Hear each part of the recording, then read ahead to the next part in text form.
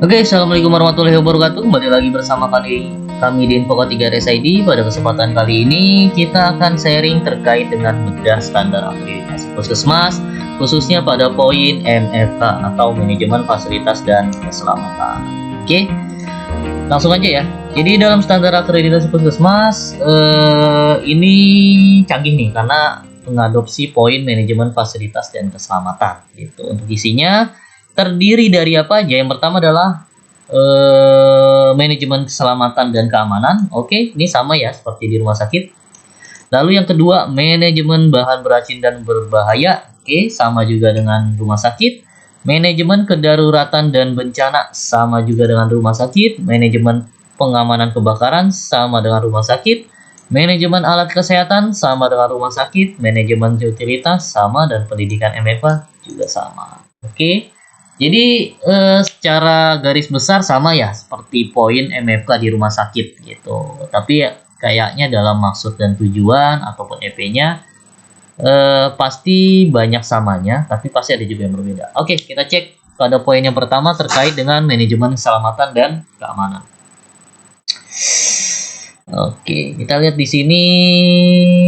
Oh, main banyak ya ternyata pokok pikirannya. Oke. Kita lihat. Ini pokok pikirannya lumayan banyak. Kita bacanya dari mana nih enaknya? Oke. Ini EP-nya adalah 1.41. Terdapat petugas yang bertanggung jawab terhadap MFK serta tersedia program MFK yang ditetapkan setiap tahun berdasarkan identifikasi. Oke, ini penanggung jawab MFK. Jadi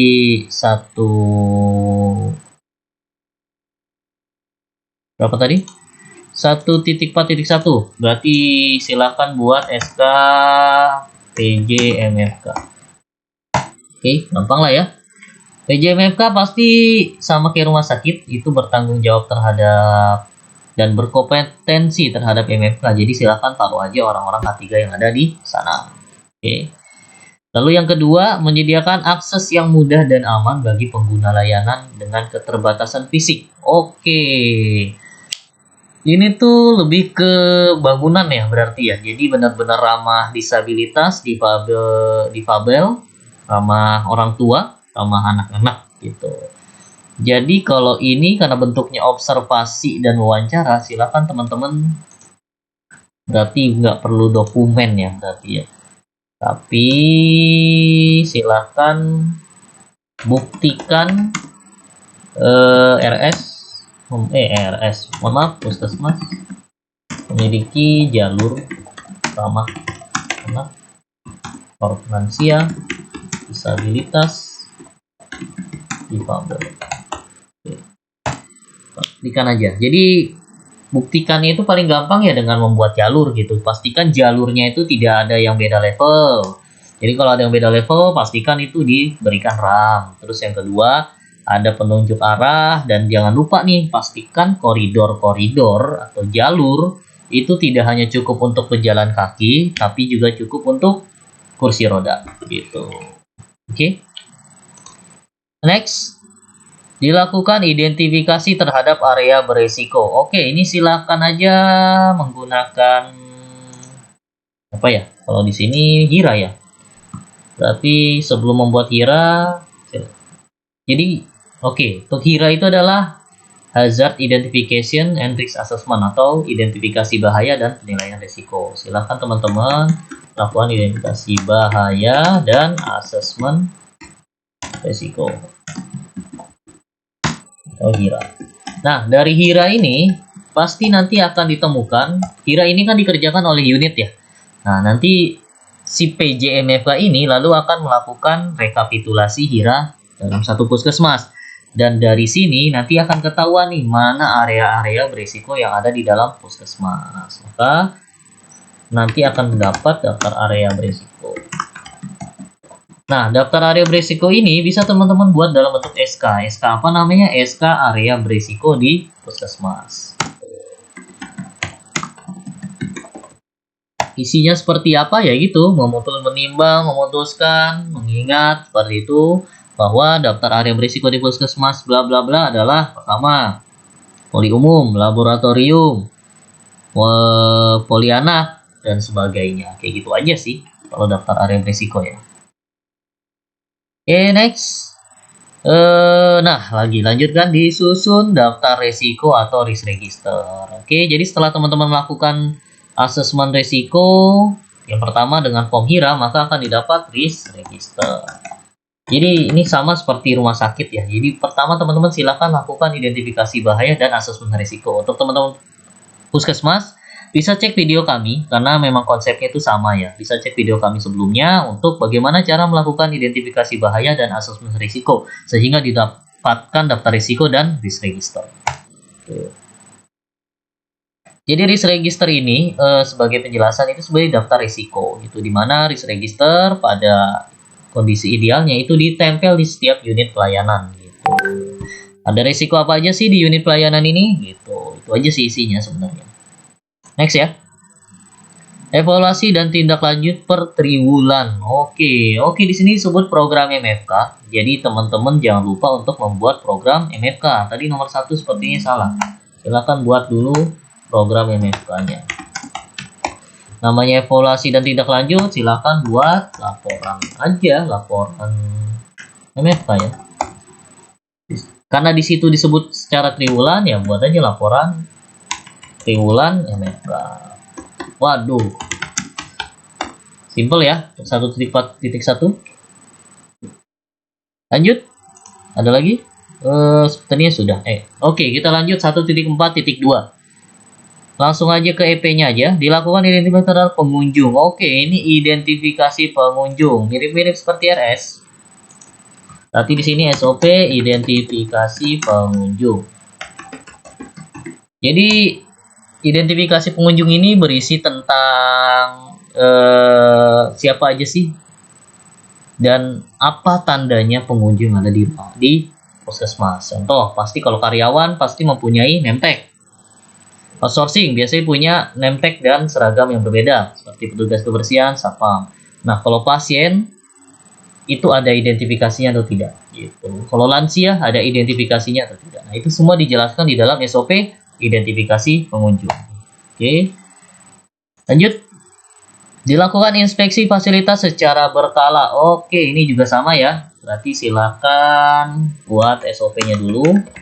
Si bangunan. Ini sama seperti RS, teman-teman. Ini nanti ada form inspeksi gedung. Ini mah gampang atuh. Ini pakai form pemeriksaan harian juga bisa, fasilitas. Nanti formnya hasilnya akan ada laporan inspeksi gedung. Bagusnya sih laporan-laporan kayak gini bentuknya bulanan. Cuma saya nggak tahu model di puskesmas kayak gimana ya. Apakah bisa dilaksanakan bulanan atau mungkin triwulan gitu. Tadi karena untuk laporan itu aja triwulan tuh, laporan MFK aja dimintanya triwulan. Ada mungkin kayak gini triwulan juga kayaknya. Lanjut. Oke. Nah, dilakukan simulasi terhadap kode darurat secara berkala. Oke, ini baru poin keselamatan dan keamanan aja sudah ada kode darurat bencana ya. Jadi kode darurat ini adalah kode emergensi teman-teman. Kalau di rumah sakit itu ada code blue, code red, code black, code pink. Nah itu jadi kode yang mengindikasikan kalau terjadi bencana atau kondisi darurat di dalam satu waktu gitu. Nah kalau di puskesmas mungkin yang bisa masuk itu adalah code blue dan code red ya gitu. Ini sih simulasi, jadi lakukan aja simulasi code blue atau code red kebakaran. Oke. Ini yang paling umum sih ini. Pasti nanti surveyornya pasti juga akan membunyikan alur code blue dan code red itu seperti apa gitu. Nah di sini karena ada dokumentasi, jadi silakan teman-teman buat dulu nih, ada baiknya. Jadi sebelum masuk ke bukti, silakan buat dulu SOP kode darurat. Tuh. Lalu yang kedua pelatihan atau sosialisasi kode darurat ke staff. Oke. Lalu yang ketiga itu simulasi laporannya, gitu kan? Tuh, ini bukti. Dan pastikan dalam melakukan kegiatan simulasi atau itu pastikan ada UMAN-nya. Jadi UMAN ini apa? UMAN ini adalah singkatan dari undangan, materi, absensi, dan notulen. Oke, lanjut. Dilakukan pemantauan terhadap pekerjaan konstruksi. Oke, ini namanya PCRA teman-teman ya. Jadi kalau di rumah sakit itu ada Pre-Construction Risk Assessment atau ICRA, Inspection Control Risk Assessment gitu. Ini silakan teman-teman membuat PCRA atau ICRA. Setiap kegiatan konstruksi atau renovasi. Ini sebenarnya benar-benar ngadopsi KRS banget ya. Makanya sebelum ini membuat ICRA pastikan teman-teman punya SOP ICRA. Pastikan punya form ICRA. Itu aja pasti. Ini hasil gini aja sih sebenarnya. Mirip buat KRS ya. Sebenarnya kayaknya dokumen kami tuh bisa diadopsi untuk puskesmas juga deh. Tinggal orang-orang puskesmas itu gimana cara memodifikasinya aja sesuai kebutuhan di puskesmas gitu. Oke, 143 lanjut. Nggak terlalu sulit ternyata ya. Dilakukan inventarisasi B3. Oke, ini sama persis. Daftar inventaris. B3 dan limbah ya mungkin di puskesmas. Gampang lah ya, inventarisnya paling chemical obat gitu kan. Nggak sebanyak di RS. Dilaksanakan manajemen B3 dan limbah B3. Oke, ini karena di sini ada R, bagusnya itu bikin panduan B3. Pengelolaan. Jadi karena namanya manajemen itu pasti mulai dari pengadaan, penggunaan, pembuangan, terus juga limbah itu harus ada semua gitu. Jadi lagi-lagi dokumen kami tuh bisa dipakai gitu karena ini benar-benar ngikutin RS banget sih teman-teman. Gitu. Tersedia IPAL. Oke, kalau ini IPAL pasti bukti IPAL ya. Ini mah biasanya dokumentasinya itu pasti perawatan. Pastikan aja di IPAL-nya itu kalau memang puskesmasnya punya IPAL ya pastikan ada SOP yang menggantung, ada sign-sign bahaya dan ada checklist perawatannya gitu. Atau kalau perawatannya dilaksanakan oleh rekanan atau vendor gitu. Nah, pastikan ada bukti kalau mereka telah datang melakukan perawatan. Itu aja. Iya, pastikan juga ada SOP IPA-nya ya. Jangan sampai nggak ada. Next. Apabila terdapat tumpahan atau paparan atau pajanan dilakukan penanganan awal. Oke, ini terkait tata laksana tumpahan. Ketiga. Ini sama harus ada SOP-nya. Lalu harus ada form tumpahan.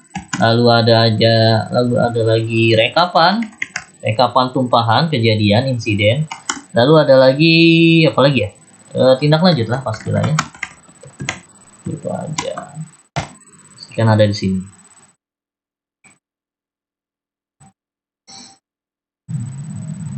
Simple, enak banget ya kerja di puskesmas nih jadi K3 atau MFK karena dia nggak sekompleks rumah sakit untuk standarnya. Lanjut 1.4.4. Ini terkait dengan apa nih, kedaruratan dan bencana. Oke, kita lihat. Identifikasi risiko terjadinya bencana internal eksternal. Nah, ini kayaknya saya nggak tahu apakah bisa menggunakan HPA atau enggak ya. Jadi kalau teman-teman puskesmas, jadi kalau di rumah sakit itu kita punya asesmen terkait ini, yaitu menggunakan hazard vulnerability analysis. Gitu.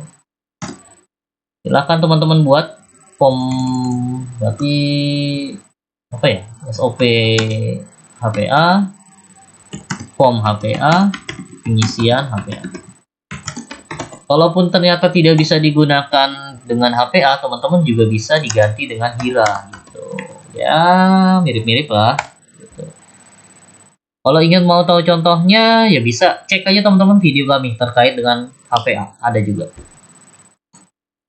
Lalu kedua, dilaksanakan manajemen kedaruratan. Oke, namanya manajemen pasti namanya panduan disaster ya, atau penanggulangan bencana. Kami juga punya panduan ini. Isinya tuh benar-benar bagaimana dari identifikasi bencananya, timnya, tata laksananya, hingga pelaporannya itu ada semua di sana. Dilakukan simulasi dan tahunan dilanjutkan dengan debriefing. Ini persis banget kayak rumah sakit teman-teman. Waduh, ini simulasi bencana. Ini kenapa tadi yang unik adalah tadi di poin pertama ya, terkait dengan keselamatan keamanan sudah disinggung terkait kode emergensi gitu. Simulasi di sini disinggung kembali. Ini bisa teman-teman simulasi APAR atau simulasi code blue ya, ini juga bisa. Dokumennya apa aja ya, pastikan kalau namanya simulasi adalah UMAN, itu aja sih. Undangan, materi, absensi, dan notulen. Dilakukan perbaikan terhadap oke. Oh iya, satu lagi. Tadi di simulasi itu harus ada debriefing. Debriefing itu adalah kayak apa ya? Rencana tindak lanjut sih. Jadi apa yang kurang, nah itu biasanya ditaruh di notulen atau dibuat dalam terpisah dalam bentuk laporan pelaksanaan simulasi. Ini juga bisa. Oke. Lanjut 1.4.5. Simple ya? Nggak banyak, tapi ya memang inti-intinya aja sih di sini. Kalau dikasih MMK Puskesmas tuh inti-intinya aja. 1.4.5 kita lihat manajemen pengamanan kebakaran. Oke, ini manajemen pengamanan kebakaran di Puskesmas. Ini silakan buat aja. Pertama adalah panduan proteksi kebakaran ya. Buatnya panduannya. Oke, yang kedua inspeksi alat deteksi dini. Oke, alat deteksi dini, alarm, jalur evakuasi, keberfungsian. Saya nggak tahu apakah di puskesmas ada ya, tapi kalau di puskesmas Jakarta kayaknya sih ada, yang besar-besar tuh kayaknya ada nih. Deteksi dini, alarm, jalur evakuasi, dan APAR. Tapi kalau ternyata puskesmas kita termasuk puskesmas yang sederhana, itu pasti kurang-kurangnya tuh ada alat pemadam api dan jalur evakuasi gitu. Jadi pastikan aja di sini siapkan SOP apa tadi namanya, inspeksi ya namanya. Oke, inspeksi. Perawatan APAR, terus juga jalur evakuasi. Kalau punya hidran, tulis juga hidran. Kalau punya smoke detector juga dibikin. Oke. Namanya ada SOP pasti ada POM perawatannya gitu. Oke. Buat yang teman-teman kalau hanya punya APAR saja, pastikan di APAR-nya itu terdapat POM atau kartu pemeliharaan APAR gitu. Oke, simple sih. Lalu apalagi nih, simulasi. Oke, ini simulasi kebakaran di sini. Ini bisa simulasi penggunaan APAR ya, teman-teman ya. Untuk simulasi penggunaan APAR sendiri, teman-teman bisa bekerja sama dengan Damkar itu, atau ya dengan tim selain Damkar juga bisa sih kalau asal dia berkompetensi ya. Lanjut, kita kebijakan larangan merokok. Oke, namanya kebijakan pasti bentuknya itu SK. Larangan merokok tuh namanya larangan merokok sih, atau KTR ya, kawasan tanpa rokok. Nah, ini turunan dari SK ini pasti ada yang namanya sign bebas KTR. Lalu ada juga inspeksi gitu, KTR. Ini aja. Jadi Satpam tiap hari atau seminggu sekali keliling untuk menegur siapapun yang merokok di sana. Gitu aja sih, simple. Wah, lumayan ya. Biasanya kita kalau akreditasi RS tuh 1 poin tuh 1 gitu. 1 poin MFK 1. Kalau ini kita bahas ya. Ini udah berapa menit? Oke, 19 menit. Next saja ya biar cepat. 1.46 peralatan kesehatan. Ini Alkes. Oke, kita langsung cek. Kayaknya aspak sih biasa ini. Inventarisasi alat sesuai dengan aspak. Oke. Ini daftar inventaris ya. Sesuai aspek. Oke, emang harus sesuai sih. Kalau nggak sesuai mah aneh sekali ya. Lalu kedua, pemenuhan kompetensi bagi staf. Waduh. Oke, jadi kalau di rumah sakit itu kita punya yang namanya ATEM teman-teman, atau tenaga elektromedis, di mana memang kompetensinya dia untuk bukan mengoperasikan sih, tapi merawat atau melakukan pemeliharaan terhadap alat medis. Nah, kalau di puskesmas ini, di sini hanya dia tidak bicara ATEM, tapi pastikan staf yang mengoperasikan alat kesehatan itu sudah terpenuhi kompetensinya. Simple ya. Jadi dia tidak membahas ATEM, tapi pastikan kalau bidan mengoperasikan ventilator, pastikan dia memang berkompetensi dalam mengoperasikan ventilator. Kalau dokternya punya USG, puskesmas punya USG, pastikan dokternya mengerti penggunaan USG. Gitu. Oke, jadi di sini bentuknya pasti sertifikat sih teman-teman. Sertifikat kompetensi latihan pengoperasian alat. Ya, pasti ada kok ini mah. Karena kan tidak punya ATEM ya, pasti staf-staf puskesmas itu dilatih untuk pelaksanaan pengoperasian alat kesehatan. Next, dilakukan pemeliharaan dan kalibrasi. Oke, pemeliharaan pasti ya. Nah, ini pertanyaan di sini sih, pemeliharaan ini siapa yang melaksanakan gitu. Pasti bikin dulu pemeliharaan, SOP kalibrasi. Nah, kalau pemeliharaan yang menggunakan vendor atau memang staf puskesmas bisa, ya pastikan punya form pemeliharaan. Oke. Lalu di sini pastikan ada label kalibrasi. Wah aja sih. Untuk kalibrasi kayaknya semua alat kesehatan baik dimanapun pasti wajib dikalibrasi ya. Gitu. Karena memang undang-undangnya berbicara hal itu. Lanjut 147. 147 ini sistem utilitas. Oke, ini sama seperti apes, yaitu di sini sesuai aspek utilitas. Ini mah pasti sudah jalan lah ya Vaskes, karena kan punya aspek tuh. Oke, ini manajemen utilitas dan sistem penunjang lain. Pastikan punya panduan sistem utilitas. Kenapa tadi di atas tidak ada ya yang untuk kesehatan ya? Lalu sumber air, oke ini mah bikin aja SOP apa ya namanya? Sebenarnya kalau udah ada panduan nggak perlu sih. Atau daftar aja berarti. Daftar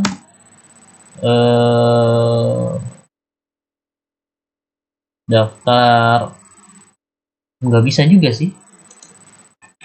Sumber air, listrik, dan gas medis beserta cadangannya tersedia selama 7 hari. Oh, ini observasi, jadi tidak perlu. Tinggal pastikan aja ketika surveyor datang, itu air itu ada gitu. Pastikan saat surveyor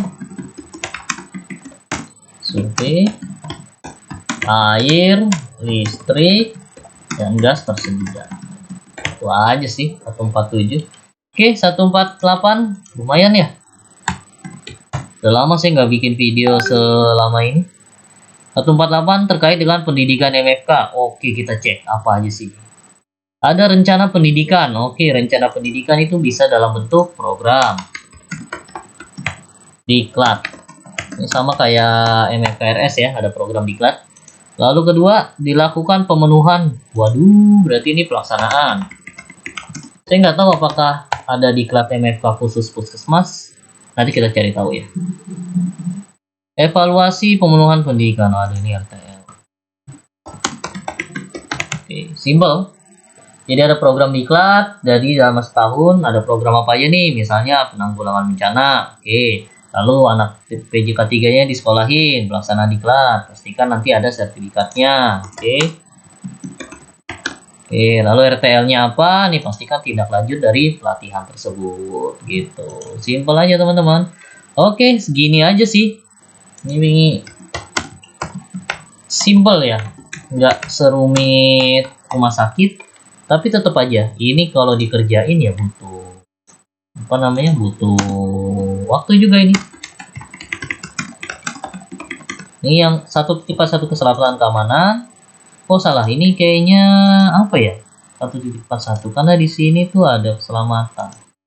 Di sini ada seperti ini nih. manajemen MFK deh. Ini MFK secara keseluruhan kayaknya. Mohon maaf salah ya. Ini keselamatan dan keamanan. Karena di sini bicara keselamatan gedung. Kalau ini pengelolaan B3. Oke, yang ini adalah waspadaan bencana. Benar-benar ngikutin rumah sakit teman-teman. Cuma dia karena lebih sederhana aja ini gitu. Tapi intinya itu sama. Oke, ini akun 1.46 alat kesehatan. Ini utilitas.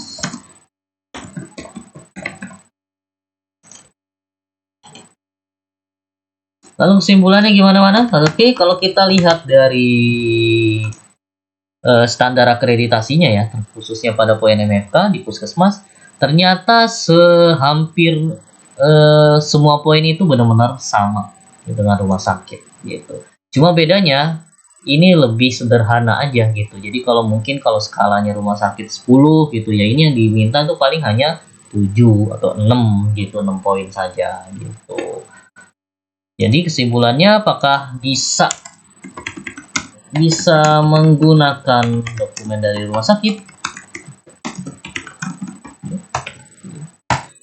Bisa teman-teman, ternyata. Oke, kenapa? Karena memang kalau kita bicara regulasi, SOP, panduan, program, ya intinya itu sama gitu. Makanya kalau teman-teman menggunakan panduan, program, SOP, form dari rumah sakit, apakah bisa diimplementasikan? Tetap saja jawabannya bisa. Lagi-lagi kenapa? Karena ya ilmu K3 itu kan memang untuk bisa digunakan di sebagai sektor. Tinggal pinter-pinternya aja sebagai PJ, K3 atau MFK untuk mengadopsinya dan menyesuaikan dengan kondisi tempat kerja gitu. Oke, mungkin dari saya sekian. Terima kasih atas kesempatannya. Selamat malam. Assalamualaikum warahmatullahi wabarakatuh.